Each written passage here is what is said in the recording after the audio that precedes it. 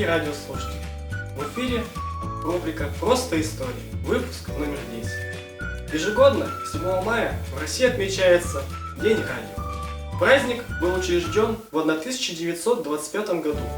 Именно в этом году в Иссысольск поступил первый одноламповый приемник. И радиолюбители устроили совместное слушание радиопередачи из Москвы. Также было создано общество «Друзей радио». В Каркировском районе первый населенный пункт, в котором появилось радио, было село Сторожевск.